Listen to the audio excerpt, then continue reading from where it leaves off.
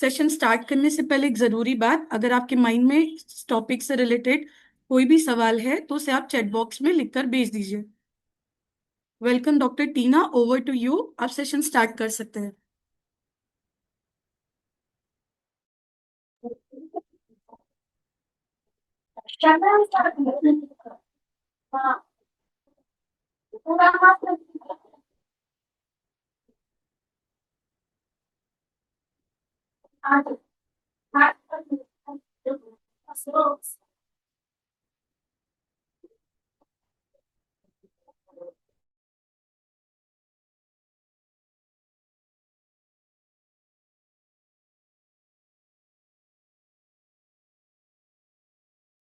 Doctor Tina एक बार unmute कीजिएगा प्लीज।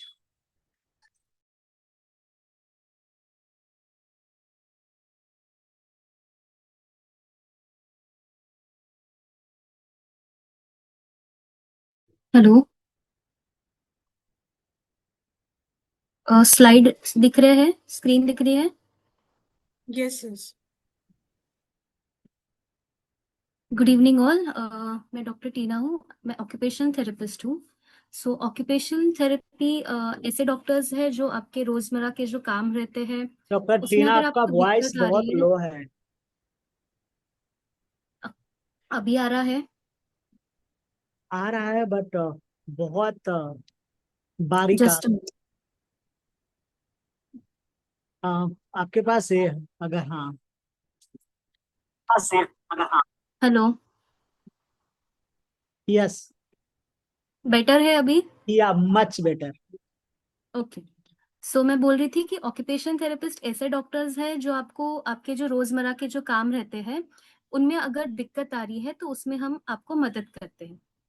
तो आज का हमारा टॉपिक है रेडिएशन की वजह से जो साइड इफेक्ट्स होते हैं उसमें हम ऑक्यूपेशन थेरेपिस्ट कैसे मदद करते हैं। So first of all radiation ये ट्रीटमेंट मेजरली बहुत कैंसर्स में दी जाती है, जैसे कि ब्रेन ट्यूमर हो गया, गायनिकोलॉजिकल कैंसर, सर्वाइकल कैंसर्स हो गए, प्रोस्टेट कैंसर्स हो गए, हेड एंड नेक कैंसर्स हो गए, लंग कैंसर, ब्रेस्ट कैंसर। सो ये एज अ प्राइमरी ट्रीटमेंट भी दिया जाता है एंड विथ कीमोथेरेपी भी दिया जाता है।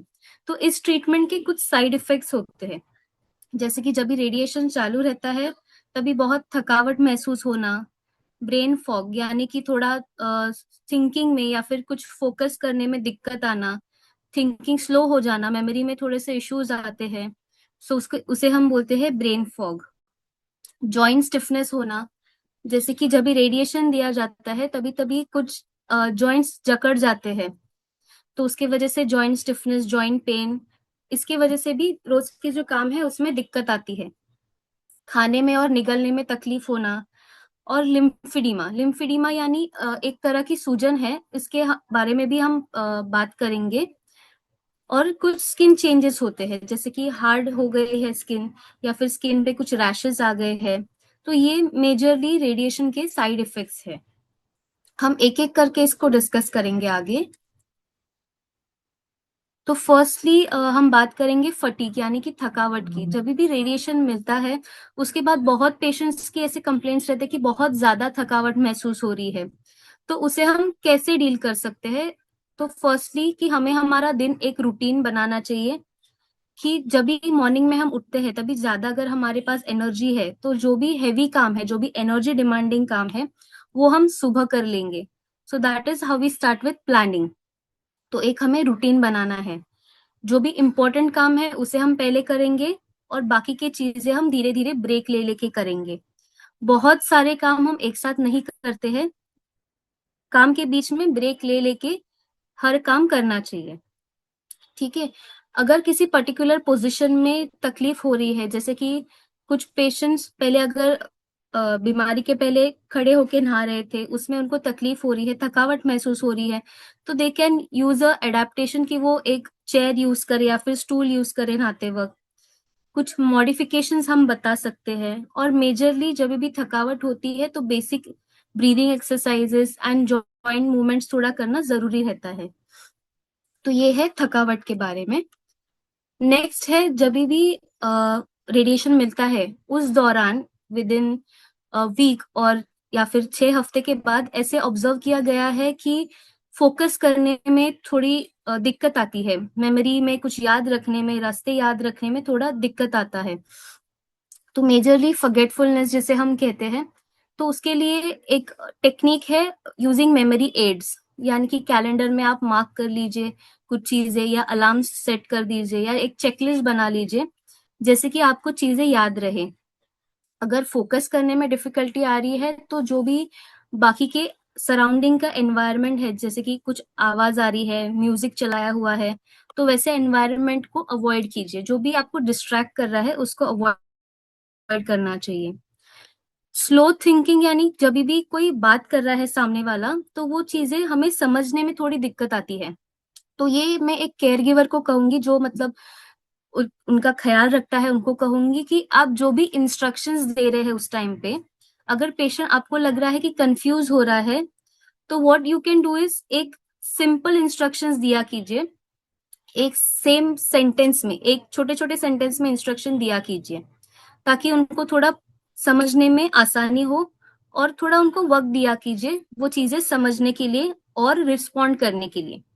क्योंकि ऐसे भी होता है कि वो चीजें समझ पाते हैं पर रिस्पॉन्ड करने के लिए टाइम ले रहे हैं। उसके बाद उनके जो रोज के जो काम है, जितना वो खुद से वो कर पा रहे हैं, रूटीन बना के, ठीक है, एक चेकलिस्ट बना के उनको खुद से करने दीजिए। जॉइंट स्टिफनेस में मेजरली क्या होता है कि अगर जॉइंट्स जकड़ गए हैं तो खुद के काम करने में दिक्कत आती है, हाथ से स्पून से चीजें उठाने में दिक्कत आती है, फिंगर्स में पेन होता है, या फिर फिंगर्स से कुछ फंक्शन होने में दिक्कत आ रही है। तो उसके वजह से क्या होता है कि रोज के जो काम है वो पेशेंट्स करना छोड़ देता है। तो इसे हम थोड़ा अडेप्ट कर सकते हैं कि पहले अगर पेशेंट का भी शोल्डर में इश्यू है और वो ऊपर चीजें नहीं ले पा रहा है ऊपर के शेल्फ से, तो हम वो नीचे रख सकते हैं ताकि वो खुद से एटलीस्ट वो चीजें ले सके। जिपिंग में वगैरह इश्यूज आ रहे हैं तो हम कुछ एडेप्टिव डिवाइसेस बताते हैं, जैसे कि ड्रेसिंग स्टिक हो गया। पैंट पहनने में इश्यूज आ रहे हैं तो हम उससे पहन सकते हैं। ये सब चीजों का भी हम ट्रेनिंग करते हैं। अगर हाथ ऊपर उठाने में इश्यूज आ रहे हैं तो हम हाथ सपोर्ट करके कर सकते हैं। तो ये कुछ एडेप्टेशंस है जो आप स्क्रीन पे देख रहे हैं।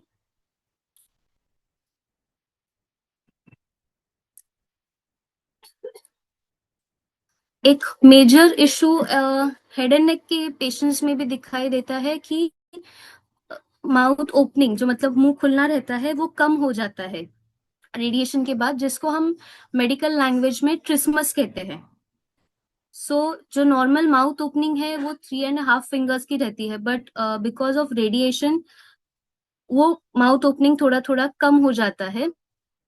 तो इसका एक अलग मैनेजमेंट है जिसको हम ट्रिस्मस मैनेजमेंट बोलते हैं, जिसमें हम माउथ ओपनिंग एक्सरसाइजेस, एक जॉ स्ट्रेचर की का एक्सरसाइज बताते हैं, और कुछ फूड टेक्सचर्स में भी we do tell modifications.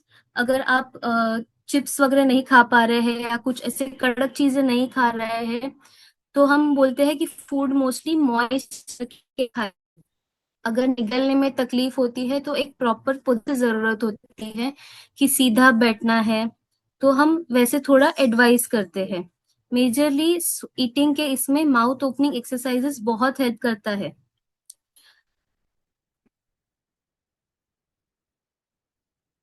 Skin changes majorly आपको क्या करना चाहिए और क्या अवॉइड करना चाहिए। तो जैसे कि क्या करना चाहिए उसमें है कि जो स्किन है उसको मॉइस्चराइज रखिए, लूज क्लोथ्स पहनिए, बहुत ज्यादा टाइट क्लोथ्स मत पहनिए, पानी अच्छे से पीना है, और आपके स्किन को नरिश रखना है, मतलब मॉइस्चराइज रखना है। अभी क्या नहीं करना चाहिए, तो जो परफ्यूम्स है, लोशंस है, जो फ्रेग्रेंट है, वो नहीं लगाना चाहिए, उससे स्किन इरिटेट हो सकती है। जब भी फॉर एग्जांपल मेल पेशेंट है, शेविंग वगैरह अगर कर रहे हैं, तो जो ब्लेड है वो नहीं इस्तेमाल करना चाहिए। स्क्रैच नहीं करना चाहिए, उससे स्किन और इरिटेट हो सकती है, स्किन चेंजेस और बढ़ सकते हैं। अभी हम थोड़ा समझेंगे कि लिम्फेडिमा क्या होता है। तो जैसे कि हमारे बॉडी में ब्लड सिस्टम रहता है जिसको हम ब्लड सर्कुलेटरी सिस्टम बोलते हैं, वैसे ही लिम्फेटिक सिस्टम रहता है। अब ये लिम्फ क्या रहता है? लिम्फ नोड्स ये ग्रंथियां रहती है जो ब्लड को छोड़ के लिम्फ जो बॉडी में रहता है वो बहाती है। आप ये जो लेफ्ट साइड में देख रहे हैं ये नॉर्मल लिम्फेटिक सिस्टम है, जहां से नॉर्मल लिम्फ फ्लो हो रहा है। जब भी रेडिएशन देते हैं तभी क्या होता है, कभी कभी जो टिश्यूज रहते हैं या जो ग्रंथियां रहती है वो डैमेज हो जाती है। अगर अभी ग्रंथियां डैमेज हो गई है या फिर ग्रंथियों में कुछ इंजरी हो गई है तो उसमें क्या होगा, जो पानी है जो लिम्फ फ्लूइड है वो हाथ में एक्यूमुलेट होना स्टार्ट होगा, जिसकी वजह से हमें सूजन दिखती है, जिसको हम लिम्फेडिमा बोलते हैं। तो अभी इसका मैनेजमेंट, एक तो फर्स्टली असेसमेंट बहुत ज्यादा इम्पोर्टेंट है हमें समझने के लिए कि ये लिम्फेडिमा है या कुछ दूसरी तरह की स्वेलिंग है। ये असेसमेंट होने के बाद फिर हम डिसाइड करते हैं कि मैनेजमेंट क्या करना है, कि आपको बैंडेजिंग की जरूरत है या किसी मोजे की जरूरत है, ये उसके बाद डिसाइड होता है। तो लिम्फेडिमा मैनेजमेंट में मेजरली एक तो हम स्किन केयर प्रिकॉशंस बोलते हैं, जैसे कि टाइट कपड़े नहीं पहनने हैं, स्किन को हाइड्रेट रखना है, कुछ स्क्रैच नहीं करना है, कट नहीं होना चाहिए। ये सब चीजों से क्या होता है ना, जो लिम्फेडिमा है वो एग्रीवेट होने लगता है। मैनुअल लिम्फेटिक ड्रेनेज ये एक टेक्निक है जो थेरेपिस्ट करते हैं। मल्टीलेयर बैंडेजिंग भी एक टेक्निक है जो हम सिखाते हैं पेशेंट्स को, थेरेपिस्ट भी करते हैं और हम पेशेंट्स को भी सिखाते हैं। मेजरली एंटी ग्रेविटी पोजीशन ये बहुत इंपॉर्टेंट है लिम्फेडिमा में, ताकि जो लिम्फ है वो धीरे धीरे फ्लो होना स्टार्ट हो। नेक्स्ट है पंपिंग एक्टिविटीज। पंपिंग एक्टिविटीज से भी लिम्फ फ्लूइड धीरे धीरे फ्लो होता है, उसे एक डायरेक्शन मिलता है। जब भी सूजन होती है तो तभी भी कुछ पेशेंट्स खुद के काम नहीं कर पाते हैं, तो उसके लिए हम कुछ एडेप्टेशंस बताते हैं, जिसे हम एडियल मॉडिफिकेशंस बोलते हैं। सो ये लिम्फेडिमा का है। मेजरली जब भी फेस पे लिम्फेडिमा होता है ना, तभी हम जो मेल पेशेंट्स हैं उनको ये भी एडवाइस करते हैं कि आप ब्लेड यूज मत कीजिए, उससे आपका लिम्फेडिमा ट्रिगर हो सकता है। आप इलेक्ट्रिक रेजर यूज कीजिए, सोते समय तकिया लेके सोइए, और सोते समय उनको एक प्रेशर गारमेंट देते हैं जिसको हम कंप्रेशन गारमेंट बोलते हैं।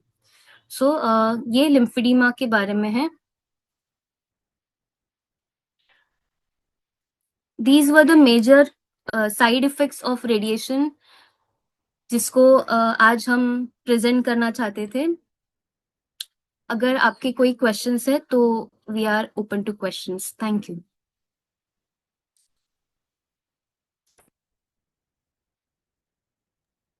Thank you so much doctor Tina, आपने बहुत ही ब्यूटीफुली और सिंपल तरीके से हमें समझाया। जैसे कि शुरुआत में हमने बताया था, आपके जो क्वेश्चंस होंगे हम वो अभी लेंगे। स्टार्ट करते हैं।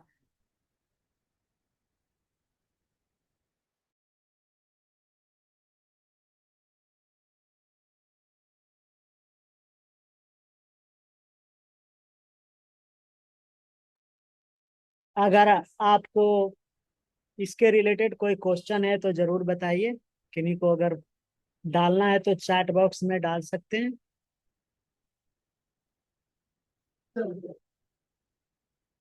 एक क्वेश्चन है डॉक्टर टीना आपके लिए, जी, चैट बॉक्स में। या एक मिनट। क्या रेडिएशन की वजह से फाइब्रोइलास्टिक चेंजेस आते हैं लंग में, वो परमानेंटली रहेंगे या कम या खत्म हो जाते हैं? देखिए, ये जो फाइब्रोइलास्टिक चेंजेस के बारे में आप बात कर रहे हैं ना, वो आपके रेडिएशन ऑन्कोलॉजिस्ट आपको ज्यादा अच्छी तरीके से बता सकते हैं। बट जो भी चेंजेस रेडिएशन की वजह से रहते हैं, आइदर वो शॉर्ट टर्म के लिए रहते हैं जैसे कि 6 वीक्स के लिए, या फिर वो प्रोलॉन्ग रहते हैं 6 वीक्स के बाद भी। तो ये जो चेंजेस आप बात कर रहे हैं वो आपके रेडिएशन ऑन्कोलॉजिस्ट आपको बेटर बता पाएंगे, अगर स्पेसिफिक तो आप लंग बात कर रहे हैं तो।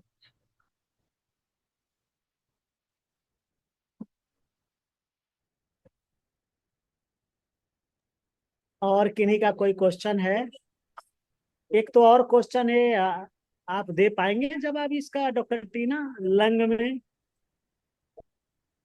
मैंने लंग में पानी भरा कैसे काम होगा, नहीं, ये भी रेडिएशन ऑन्कोलॉजिस्ट बता पाएंगे।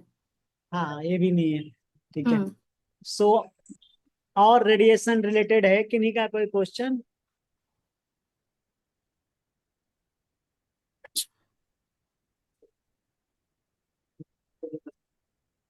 रेडिएशन के टाइम पे वीकनेस होता है, उसके बारे में क्या? ओके, सो रेडिएशन के टाइम पे जो वीकनेस होता है ये बहुत ज्यादा नॉर्मल है। तो उसके लिए बेसिक आप ब्रीदिंग एक्सरसाइजेस कर सकते हो। आप एक बार चाहिए तो हमारे ओपीडी भी आ सकते हैं, ताकि हम एक प्रॉपर असेसमेंट कर पाए कि वीकनेस मतलब कौन से लेवल पे है। जैसे कि कुछ स्केल्स है, स्टैंडर्डाइज स्केल्स, हम वो परफॉर्म करते हैं स्टैंडर्डाइज स्केल्स, ताकि हमें समझता है कि कौन से लेवल का वीकनेस है या कौन से लेवल का फटीग हो रहा है। तो उस बेसिस पे हम आपको एक्सरसाइज प्रिस्क्राइब कर सकते हैं। या तो वो ब्रीदिंग एक्सरसाइज रहेगा या फिर कुछ जॉइंट मूवमेंट्स रहेगा, या जो भी एक्सरसाइजेस रहेंगे हम उस हिसाब से आपको प्रिस्क्राइब कर सकते हैं। पर बहुत ज्यादा आपको थकावट महसूस हो रही है तो बेस्ट चीज ये रहेगी कि आप लंबी सांस लें और मुंह से फूंक मार के छोड़े। तो ये भी वीकनेस के टाइम पे आपको हेल्प करेगा। इन जनरल दूसरा भी क्वेश्चन है कि भूख नहीं लगता है, सही बात है। रेडिएशन खास के जब हेड एंड नेक पेशेंट होते हैं या फिर और भी कोई भी होता है तो भूख नहीं लगते हैं। तो भूख को कैसे बढ़ाए? पेशेंट पेशेंट की भूख को एक्चुअली वो लिखे हैं, लेकिन उसका क्वेश्चन है कि पेशेंट की भूख को कैसे बढ़ाया जाए। ये भी medical team will be answering this. हाँ, ओके, ठीक है। मेरी पेशेंट्स का रेडिएशन के एक ये क्वेश्चन है कि गालों में सूजन होती है। तो फर्स्टली हमें जानना है कि पेशेंट हेड एंड नेक का है या कौन से मतलब दूसरे डीएमजी का है, मतलब कैंसर कहाँ पे है, तो उस हिसाब से हम इवेलुएट कर पाएंगे। अगर हेड एंड नेक का पेशेंट है और गालों में सूजन हो रही है तो मैं बोलूंगी कि आप ओपीडी में आइए, हम इवेलुएट करेंगे और जो भी लिम्फेडिमा रिलेटेड या फिर जो भी सूजन रिलेटेड हमारा ट्रीटमेंट है वो हम स्टार्ट कर सकते हैं। और बेसिकली तब तक के लिए आप एक तकिया लेके सो सकते हैं, ताकि एटलीस्ट रात को सोते समय वो जो सूजन है वो धीरे धीरे कम हो जाए।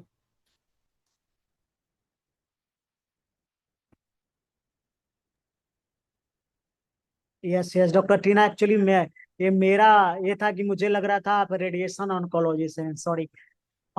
It's okay. Okay, so doctor Tina, लोग को ये बताना जरूरी है कि ऑक्यूपेशनल थेरेपी में क्यों उनको आना जरूरी है। आपने हम्म। बताया है, दिखाया है, लेकिन क्यों आना चाहिए लोग?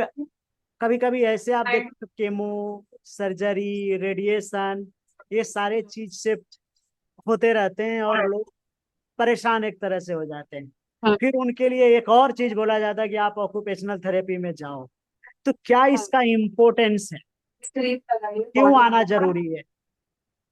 देखिए, ऑक्यूपेशन थेरेपी ये खुद के डेली कामों के ऊपर काम मतलब वर्क करता है। सो मैं कहूंगी कि सब पेशेंट्स को, किसी भी पेशेंट्स को या फिर किसी भी इंसान को ऐसे अच्छा नहीं लगता है कि हम किसी के ऊपर डिपेंड हो रहे हैं।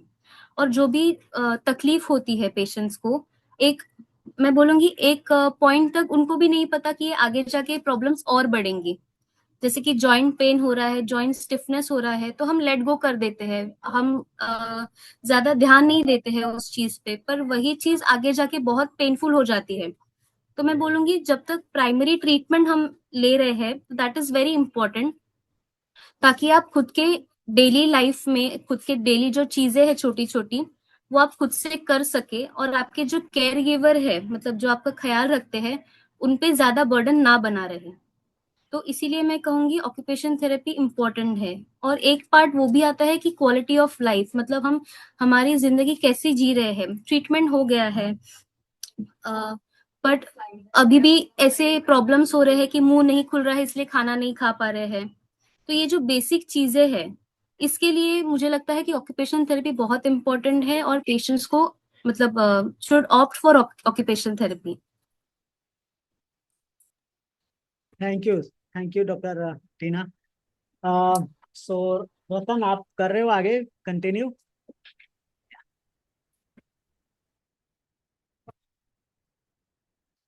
Thank you very much sir. Arvind sir, आप मुझे सुन पा रहे हैं?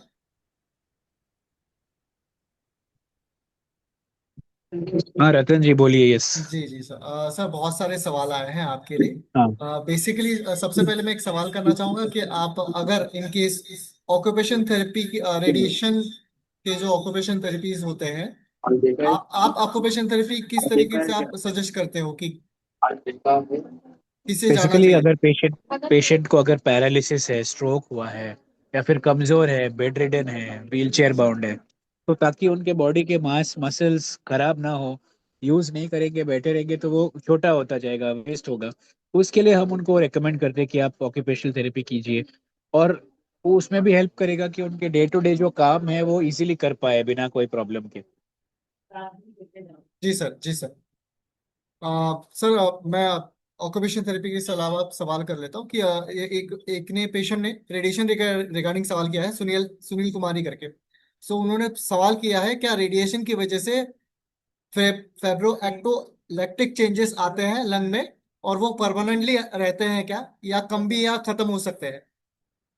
रेडिएशन की वजह से कभी कभी लंग में चेंजेस आते हैं। मोस्टली ज्यादातर केसेस में वो माइल्ड हो जाता है और विथ टाइम वो रिजॉल्व हो जाता है। कभी कभी कुछ पेशेंट में रेडिएशन की वजह से लंग डैमेज होता है, रेडिएशन निमोनाइटिस है, वो बहुत ही कम प्रतिशत पेशेंट में होता है। लेकिन अगर वो होता है तो वो सीरियस हो सकता है, उसके लिए हॉस्पिटल में आके इलाज करना पड़ेगा।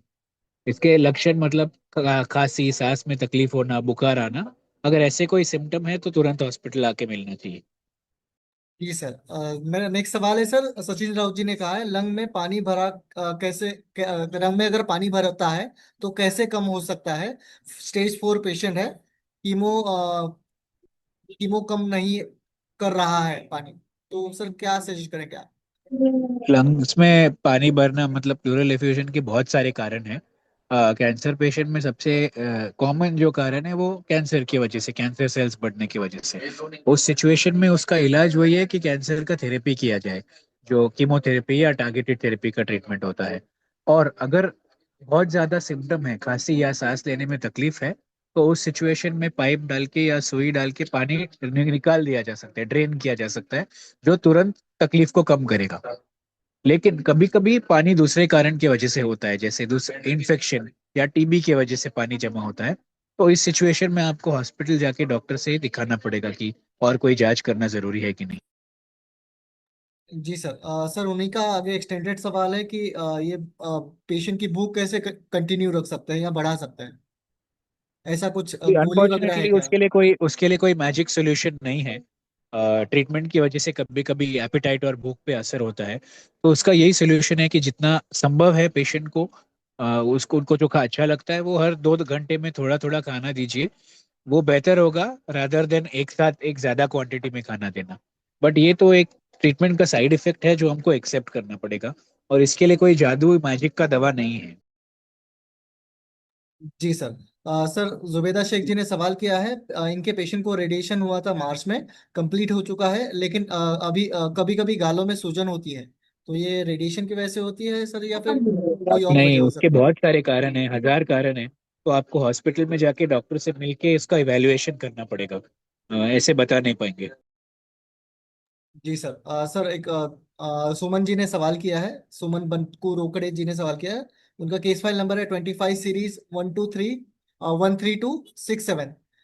पेशेंट का नाम है सुमन बाबू रोकड़े, उम्र 67 ईयर्स। पहले टाटा हॉस्पिटल में ट्रीटमेंट करा रहे थे, लेकिन अभी टाटा खारगर में कीमोथेरेपी के ट्रीटमेंट की वजह से ट्रीटमेंट हो रहा है।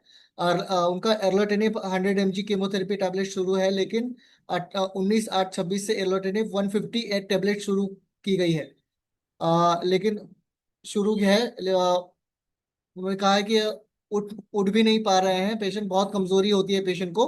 वापस 100 mg ऑर्लोटिनिव टैबलेट शुरू कर सकते हैं क्या? उनको जल्द से जल्द तुरंत हॉस्पिटल जाके डॉक्टर को मिलना पड़ेगा। क्यों कमजोरी आ रही है, क्यों सिम्टम आ रहे हैं, इसके लिए जांच करना पड़ेगा। तो यही एडवाइस है कि कोई भी सिम्टम है तो प्लीज जल्द से जल्द हॉस्पिटल जाके डॉक्टर से मिलिए।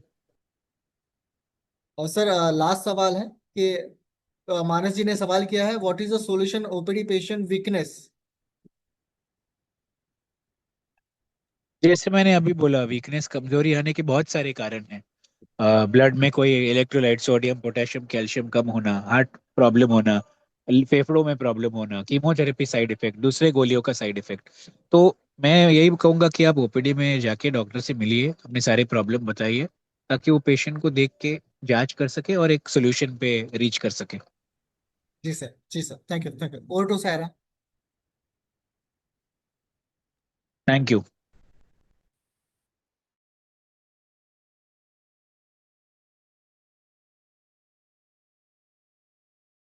Thank you so much doctor Tina, doctor Arvind, इतने प्रीशियस टाइम और गाइडेंस के लिए। आप सभी पार्टिसिपेंट्स का भी थैंक यू ज्वाइन करने के लिए। आई होप आज का सेशन आप सभी के लिए हेल्पफुल रहा होगा। आप सभी अपना ध्यान रखिए। Have a great evening. Thank you, bye. और हर महीने शुक्रवार 4 बजे, हर महीने के तीसरे शुक्रवार को 4 बजे ये मीटिंग होती है, तो कृपया ज्वाइन कीजिए। धन्यवाद।